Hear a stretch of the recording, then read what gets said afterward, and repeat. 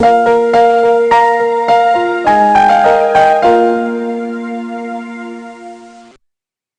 중에 심지어 음행이 있다 함을 들으니 그런 음행은 이방인 중에서도 없는 것이라 누가 그 아버지의 아내를 취하였다 하는도다. 그리하고도 너희가 오히려 교만하여져서 어찌하여 동안히 여기지 아니하고 그 일 행한 자를 너희 중에서 쫓아내지 아니하였느냐. 내가 실로 몸으로는 떠나 있으나 영으로는 함께 있어서 거기 있는 것 같이 이런 일 행한 자를 이미 판단하였노라. 주 예수의 이름으로 너희가 내 영과 함께 모여서 우리 주 예수의 능력으로 이런 자를 사탄에게 내주었으니 이는 육신은 멸하고 영은 주 예수의 날에 구원을 받게 하려 함이라. 너희가 자랑하는 것이 옳지 아니하도다. 적은 누룩이 온 덩어리에 퍼지는 것을 알지 못하느냐. 너희는 누룩 없는 자인데 새 덩어리가 되기 위하여 묵은 누룩을 내버리라. 우리의 유월절 양 곧 그리스도께서 희생되셨느니라. 이러므로 우리가 명절을 지키되 묵은 누룩으로도 말고 악하고 악의에 찬 누룩으로도 말고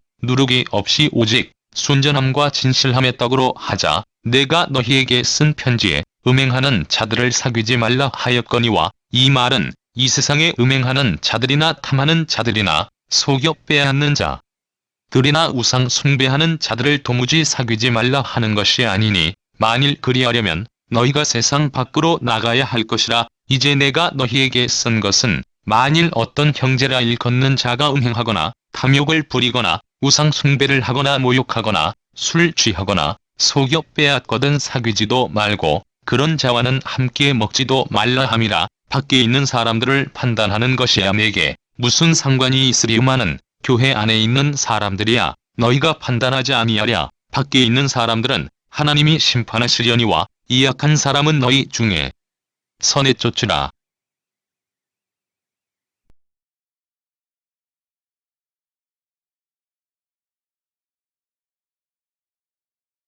오늘은 세상 사람과 그리스도인이라고 하는 제목으로 성경 강해로 함께 은혜를 나누고자 합니다.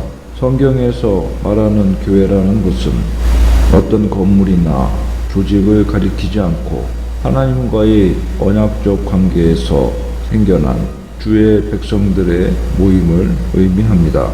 교회는 인간의 죄된 속성에서 탈피하지 못하는 것을 극복하기 위한 우리 인간에게 주어진 하나님의 은혜의 수단이며 방편인 것입니다. 교회는 특히 하나님의 백성들의 모임이자 그리스도의 나라이며 그리스도의 몸으로서 성령님과 교제하는 전으로서의 의미가 깊은 것입니다. 오늘 본문은 고린도 교회의 음행에 관한 문제를 다루고 있습니다. 특히 본문에서 바울은 아비의 아내를 취한 고린도 교인을 가리켜 사단에게 내어준 자라고 칭하면서 그런 자는 교회에서 내어 쫓아야 한다고 말합니다. 바울은 고린도 공동체의 행실과 관련해서 구체적인 문제들을 다루고 있는데 성도들이 가정으로부터 들려온 소식들은 참으로 바울에게 경종을 울리는 놀라운 보고의 내용이었습니다. 바울은 이러한 보고를 통해서 잘못된 사람들이 공동체의 성결을 훼손하고 있으므로 이러한 교인들을 징계해야 한다고 요구하고 있는 것입니다. 여기서 볼 때 바울의 주요된 관심은 개인의 개별적 죄가 아니라 집합체로서의 교회가 유지하여야 할 건전함과 완전함이라는 것을 알 수 있습니다. 성적으로 음란한 죄를 범한 사람이나 형제 자매들과 다투어 법정에서 재판을 제기한 사람들은 자기에게만 아니라 공동체에게도 해를 입히고 있다는 것입니다. 왜냐하면 공동체가 일치함이나 거룩함을 이러한 이들로 인하여서 유지하지 못하고 교회의 정체성을 지키지 못한 것이기 때문입니다. 여기서 바울은 이방인의 회심자들로 구성된 고린도 교회라 할지라도 하나님의 언약 공동체에 속한 것으로 보고 있다는 증거를 확실하게 알 수 있습니다. 그들에게는 성경에서 이스라엘에게 주어진 도덕적 책임과 같은 책임이 부여되고 있기 때문입니다. 이렇게 교회를 언약 공동체로서 전체성을 강조하는 일은 서구의 개인주의적 전통에 물들어 있는 현대 기독교인들에게는 매우 낯설게 보여질 수도 있습니다. 그러나 교회의 일치와 단결과 같은 거룩한 정체성은 반드시 유지되어야 하는 중요한 문제인 것입니다. 바울은 이방인 중에라도 없는 음행을 고린도 교인들 중의 일부가 범했다고 말씀합니다. 이것은 성적인 비행으로서 이방인들에게도 없는 것이라고 하는 것입니다.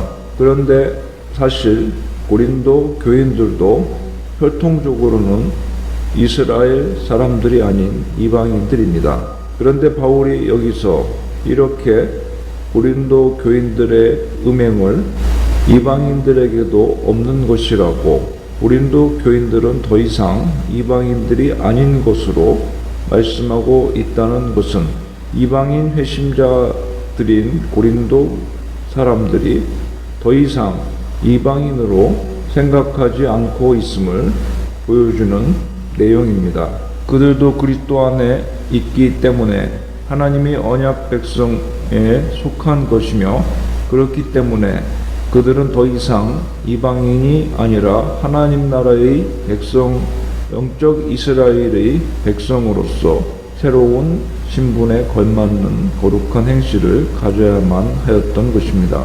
그러나 그렇다 하지 못할지라도, 범죄한 교인이라 할지라도 그리스도의 백성으로서 소명받는 거룩함의 기준에 이르지 못한 것은 아닙니다.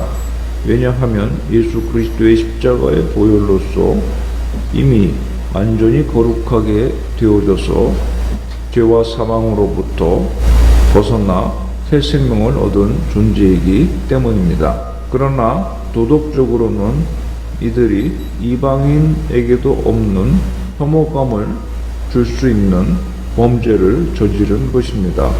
이방인이 보았다 할지라도 혐오감을 느낄 수 있는 범죄를 그리스도인인 고린도 교인이 저질렀다고 하는 것입니다. 그것은 근친상간에 관한 것으로 장모가 사위와 결혼을 한다고 하여도 이방인들도 그것을 아무도 축복해 주지 않으며 누구도 그 연합을 정당한 결혼으로서 인정해 주지 않을 것이며, 그들의 장래가 불결하다는 예감밖에는 가질 수 없는 그런 혼인인 것입니다. 이러한 죄악을 이방인들도 반대하고 있다고 하는 것이 바울의 주장입니다. 이방인들도 이러한 근친상간의 결혼은 반대하고 있는 것인데, 그 아비의 아내로 말씀하고 있는 범죄를 이스라엘 사람이 된 고린도 교인들이 범했다고 하는 것입니다. 신명기 27장에도 계모와 부합하는 자는 그 아비의 하체를 드러내었으니 저주를 받을 것이라고 말씀하고 있습니다. 그런데 여기서 한 가지 놀라운 것은 이러한 죄를 저지른 범법자만 심판을 하는 것이 아니라 이 일을 놓고 공동체 전체가 공범인 것으로 바울이 꾸짖고 있다고 하는 것입니다. 고린도 교회는 이러한 죄를 저지르는 성도가 있음에도 오히려 교만하여져서 그 일을 행한 자를 너희 중에서 물리치지 아니하였다고 말씀하며 너희의 자랑하는 것이 옳지 아니하도다라고 꾸중하고 있는 것입니다. 고린도 교인들이 그들의 공동체 한가운데서 파렴치한 도덕적 범죄가 저질러지는 것을 용납하고 무시하면서 자신의 영성과 지혜를 주제넘게 자랑하고 있는 것이 문제가 되고 있다는 것입니다. 즉 바울은 공동체의 구성원들의 행실이, 그것에 대한 책임이 공동체 전체에 구성원들에게 있으며, 비록 모두 다 양해해 줄 수 있는 개인적인 행위라 할지라도 전체 공동체의 삶에 영향을 미칠 수 있다고 하는 것을 주장하는 것입니다. 이것은 구약 성경의 아간의 이야기에서 그 예를 찾아볼 수 있겠습니다.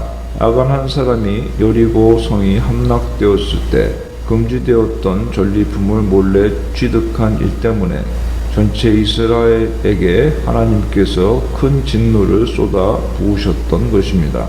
레위기에서 성결 규례는 성적 범죄를 저지른 사람들에게 백성 중에서 끊쳐지리라고 명하고 있습니다. 그리스도의 교회에 속한 사람들은 서로 긴밀하게 엮여 있으며 서로에 대해서 책임을 지며 피차간의 행동으로 인해서 서로 간에 지대한 영향을 영적으로 도덕적으로 받을 수밖에 없다는 것입니다. 따라서 범죄자를 교회 내에 머물도록 내버려두는 것은 한 반죽 덩어리로 인식되는 공동체 전체를 오염시키는 일이 되는 것입니다. 바울이 옛 누룩을 제거하여 깨끗하게 하라는 것은 고린도 교회의 개개인의 개별적 생활이 깨끗하게 유지되어야 한다는 뜻에서 말하는 것이 아니라 그 범법자를 추방함으로써 공동체를 정화하라는 교훈으로 볼 수가 있겠습니다. 사탄에게 내어준다는 말에 대해서는 유월절의 의미를 연관시켜 이해할 수가 있습니다. 유월절에 어린 양의 피가 문설주에 뿌려진 집만이 천사들의 징계에서 벗어나 하나님의 구속과 보호를 받았듯이 교회가 근친상간을 범한 사람을 공동체에서 제외시키므로 이와 같은 유월절의 하나님의 구속과 보호의 권역 밖에 그를 위치시키므로 문설주 밖에 있는 사람이 어린 양의 피의 효력을 받을 수 없었던 것처럼 그를 예수님의 보혈의 피와 무관한 사람으로 위치시키라는 것입니다. 즉 사탄의 권역에 그를 던져지게 하여 세상의 파괴적인 힘에 노출되어 죽어가게 하라는 것인데, 이것은 바울이 믿음의 공동체 밖에 놓여진 사람들을 놓고 이미 멸망받은 자라고 언급했던 것을 떠오르게 합니다. 그러나 실질적으로 공동체의 징계가 어떻게 해서든지 이 같은 죄인의 회개와 회복으로 이끌어 줄 수 있다고 바울이 생각했을 가능성이 높습니다.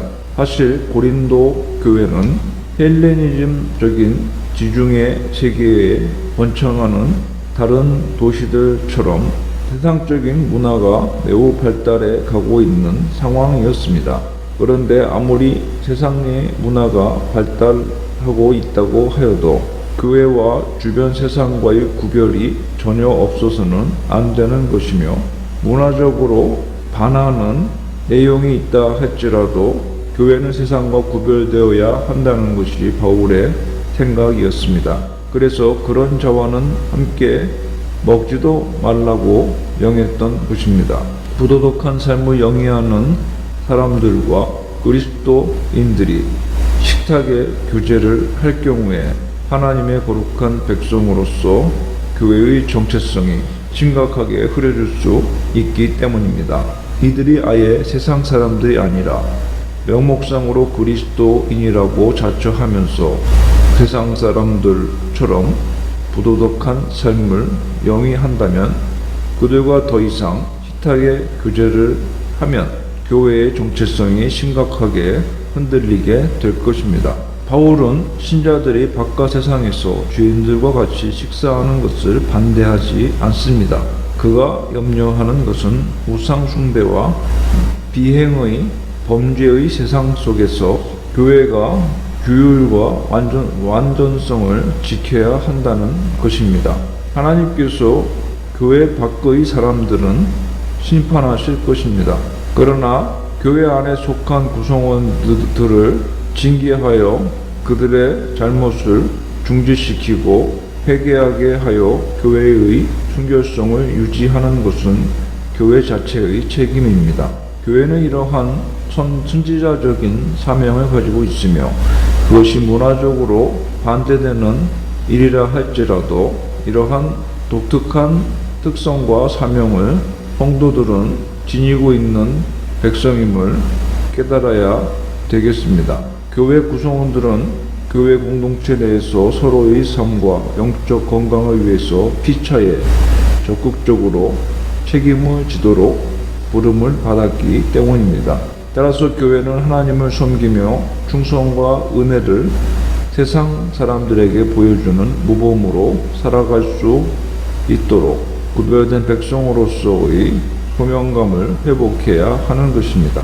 따라서 공동체 내에서 규율은 반드시 필수적입니다. 그러나 너무나도 교회에는 이러한 일들이 둔감하며 묵인하고 교회에 죄악이 드러나면 무조건 덮어두고 그러한 일들이 마치 없는 것처럼 포장하고 위장하려는 은닉하려는 경향이 더욱 강합니다. 그것이 은혜스럽지 못하다는 이유에서 밖으로 알려지는 것을 두려워하며 그 사이에 죄악은 병균처럼 바이러스처럼 독버섯처럼 교회 전체 구성원들 가운데 독소를 뿜어내고 영향력을 끼치며 확산되어 가게 되어 교회 전체를 오염시키게 되는 것입니다. 교회의 지도자들이나 구성원들에 의한 여성과 아동의 성적 학대에 관해서 교회가 인식하기 시작한 것은 최근에 와서의 일이라는 것은 너무나도 슬픈 현실입니다. 오늘 본문을 통해서 이러한 범죄를 확인하며 범법자들을 신속하고 엄격하게 다스려 기강을 잡도록 용기를 가지도록 본문은 우리들을 격려하고 있는 것입니다. 교회가 과거에 이러한 사안들을 은혜롭지 못하다 하여 또 비판의 소지가 있다 하여 솔직하게 처리하지 않았을 때 그것은 침묵의 공모에 의한 공범 행위가 되는 것이었습니다. 우리는 이러한 일이 일어날 때 애통한 마음으로 그러한 행위를 저지른 사람들을 우리 가운데서 제거해야만 하는 것입니다.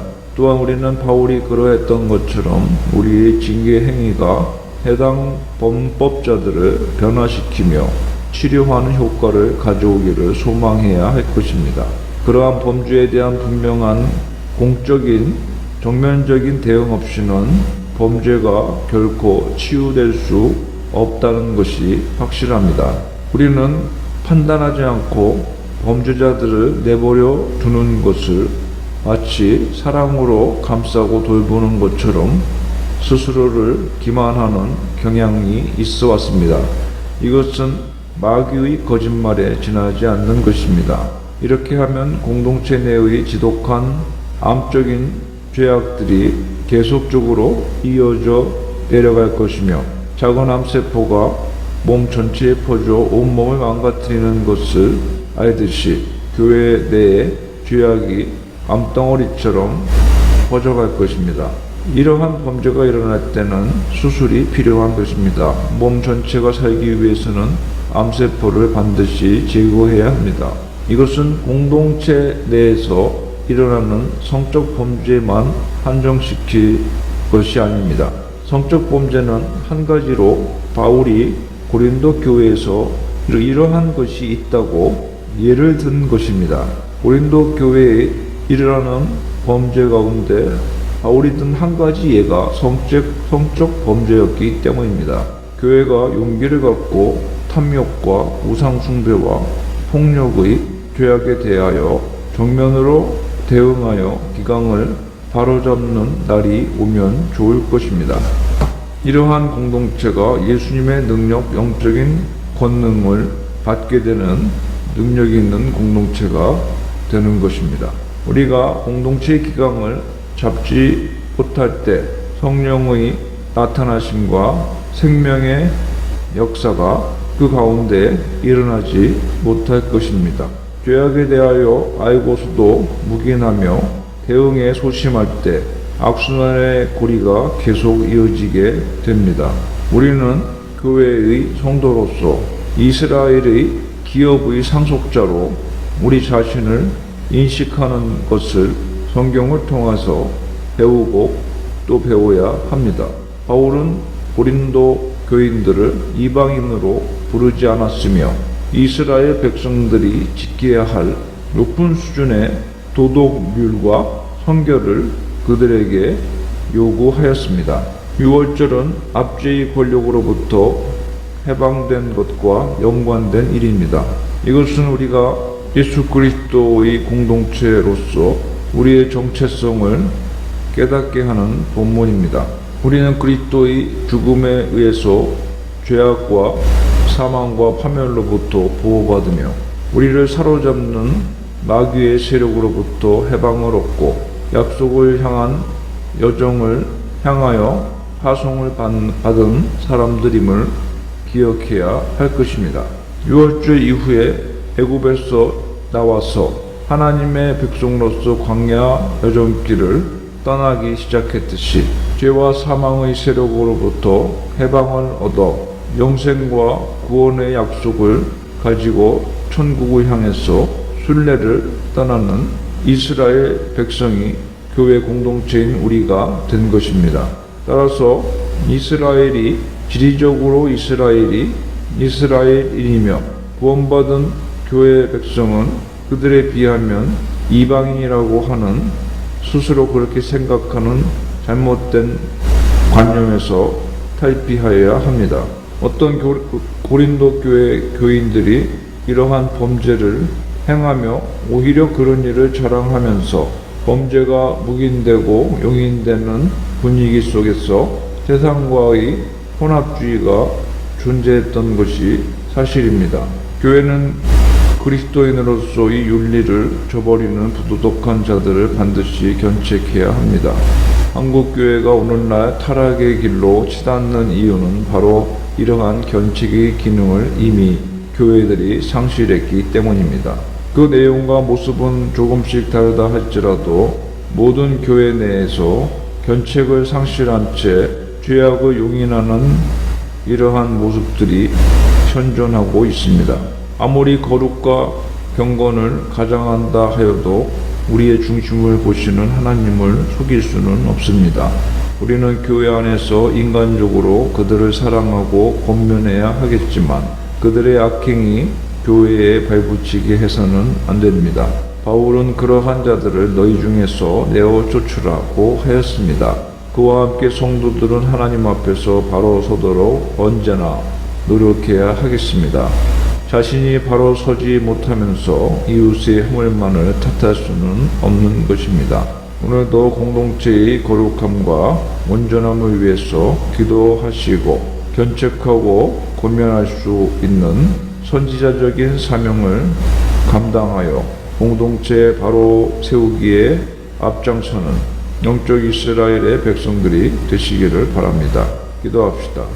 하나님 아버지, 구원받은 하나님의 백성, 영적 이스라엘 사람들로서 공동체 내에 죄악이 누룩처럼 번져가는 것을 두려워하며 거룩과 성결을 제1원칙으로 삼았던 광야 교회의 모습을 바라보면서 또한 고린도 교회를 향한 바울의 열정적인 사랑의 권면을 기억하면서 오늘도 우리가 속한 공동체를 영적으로 거룩하며 도덕적으로 건전한 공동체가 될 수 있도록 나 자신부터 바로 서며 올바른 견책을 할 수 있는 믿음의 사람들이 되게 하시고 교회와 국가와 민족을 위해서 헌심으로 기도하고 봉사할 수 있는 삶을 살게 하여 주소서. 예수님의 이름으로 기도합니다.